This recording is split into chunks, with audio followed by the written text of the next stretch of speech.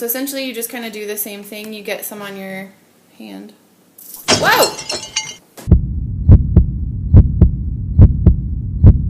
Good evening and welcome to Necessary Items for Competing and Training in Strongman. We are here with some of our gear, and some also we'll be telling you about some gear that we don't have, but that you can use to compete and train if that's your style. So, you first. First, lucky for you, if you do powerlifting, you already have one of these. Weight belt. Ooh, yes. Nice and thick. You put this around your belly and you tighten it up so that you can almost not breathe in. And then it keeps your abs nice and stable so that when you squat, deadlift, or pick a log up overhead, you don't end up crushing yourself. Some people like different widths of belt. Eric's belt is a little bit thicker than mine is. His is 13 millimeters. And mine's 10. And so that definitely has a difference in feel, as well as like mine's really bendy. And mine is stiff as a board. After a year. And it's just kind of your own preference. Whatever you like, whatever feels best for you. Some people want the thicker one because maybe they have back issues, or that just feels better and it keeps everything a little bit tighter. So definitely feels better. Yeah. Another thing you might see people wearing are knee sleeves or knee wraps. These are knee sleeves. I wear them because I have an old knee injury from playing basketball. So this keeps my knees stable. And I wear it mainly when I do like deadlifts and squats because it protects the joints around my knee. However, some people like knee wraps, and so they're like they're long strips, and you just wrap them as tight as you want around your knee, and it keeps your knees a little bit more stable. So, in relation to that, we also have elbow sleeves. So you put through here and then turn them inside out, and then it protects your elbow joint, just like the knee sleeves do for your knees. And there's also elbow straps as well that you can use similar to the knee straps. So, yeah. I use wrist straps. I use these when I do log. It kind of protects my forearms from log kisses, as well as when I do bench because it keeps my wrists stable. So yeah, you just wrap them around your wrists, like so. And there's also like different lengths and different widths and stuff for different people. Some people want them longer, some people want them shorter. Just kind of is all a preference on that. But these keep your wrist stable. It protects you from getting pretty bruised up, and they're really helpful when doing log press. Now, why would I not want to be bruised up and strong? I mean, if you have a hot date, you don't have to try and explain. No, why would it? Yeah, I got all these bruises from picking up cars and logs. Yeah, no one's gonna believe you. Oh, when they see how jacked I am, they'll believe it, alright. I don't know about that. I don't know. I don't think that's gonna happen. I do.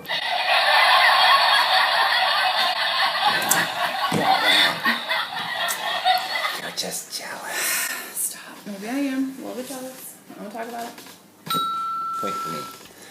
Anyway, moving on to wrist straps.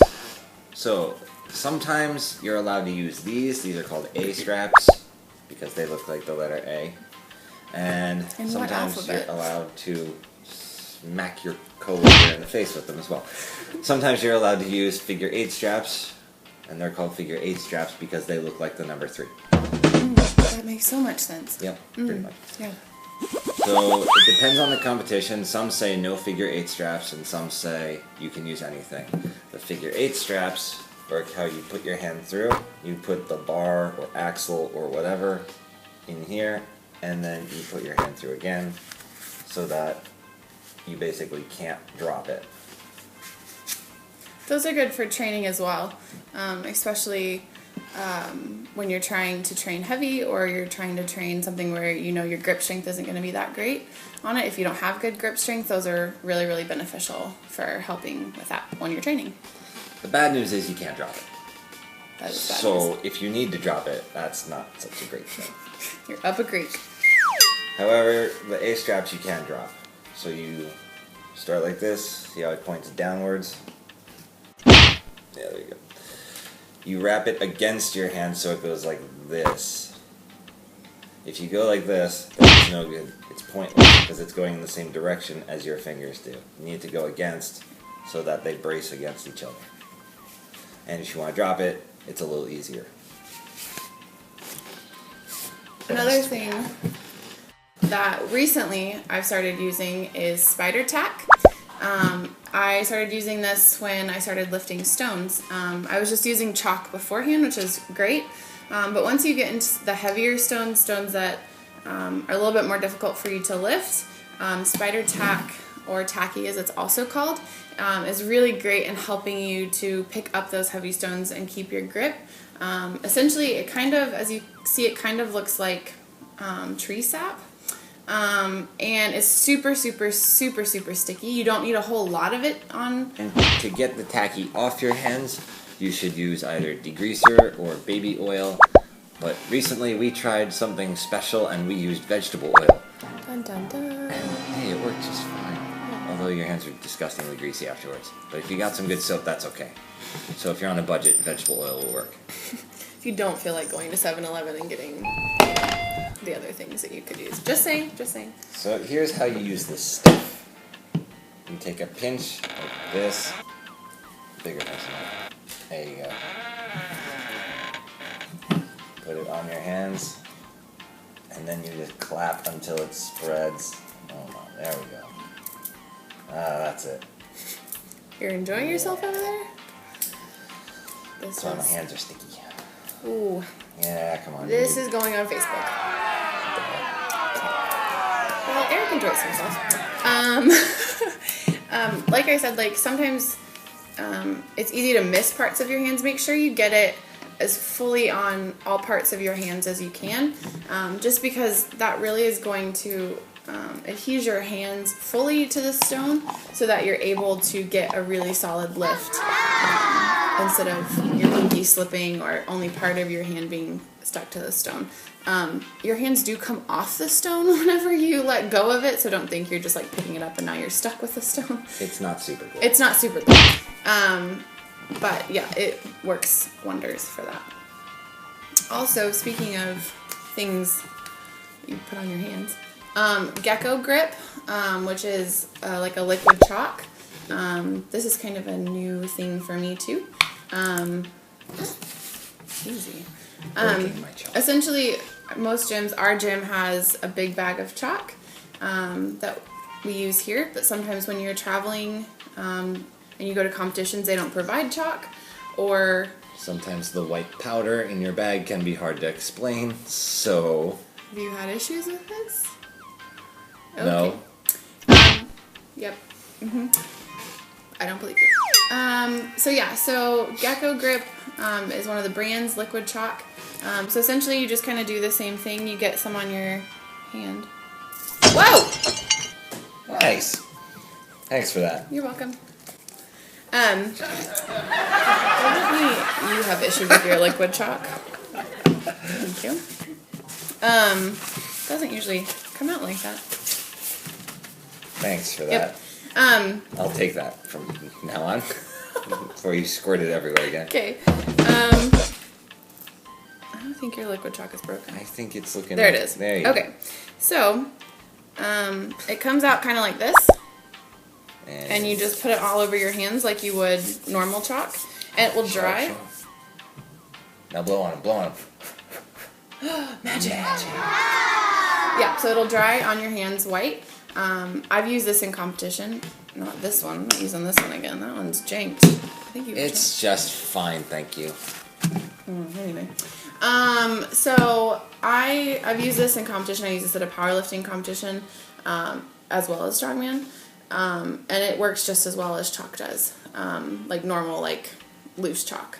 It's easier to travel with as well if you're competing. And if you go to a gym and they don't have it there, then you have your own.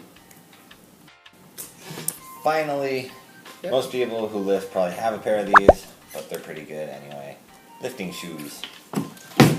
So the difference between these and normal shoes like sneakers is that the heel of this is raised about 1 inch 2.5 centimeters compared to the toe, and it's nice and hard. Come in.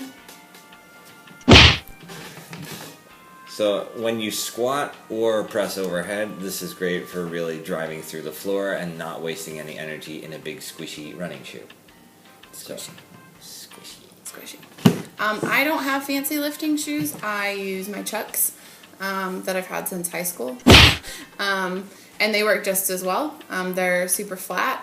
And I prefer wearing them to, as Eric said, squishy running shoes. There's a couple things that we don't have here that we'd like to share with you guys. The first thing would be a mouth guard. Here to explain. Like most mouth guards for hockey or for boxing or whatever are just full a U shape. This one actually has a hole in the middle so you can breathe in and out of it.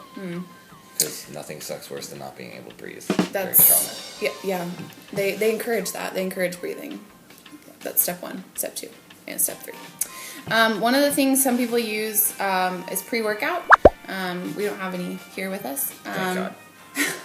พี่เอาที่ตอนนี้เปกับพี่ปอใช้เนาะอันนี้คือแบบยี่ห้อที่ดังมากตัวนี้แรงมากเลยแบบ Animal Range XL ตัวนี้เป็นคาเฟอีนใช่ที่แบบแดนกินพ่อของเพชรกับพี่ปอเขาโฆษณาให้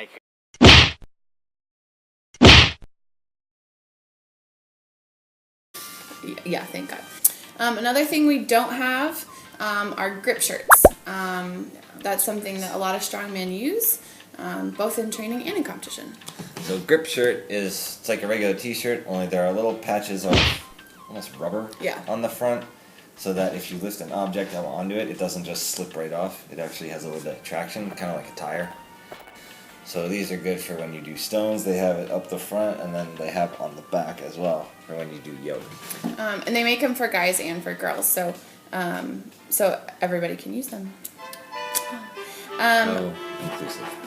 How inclusive. Yes. Another thing that is needed in strongman are climbing shoes. Why do we need climbing shoes, Eric? Climbing shoes are good for doing things like bus pulls or truck pulls or plane pulls, depending on your level. And what they're nice for is really gripping the pavement or the concrete or whatever it is that you're pulling on, and they're nice and stiff so that they won't rip, they won't bend too much, and you can get more power into the ground. Another thing that some people use is ammonia, which is a very interesting thing to use. Why would we use it? Think of it as like perking you up.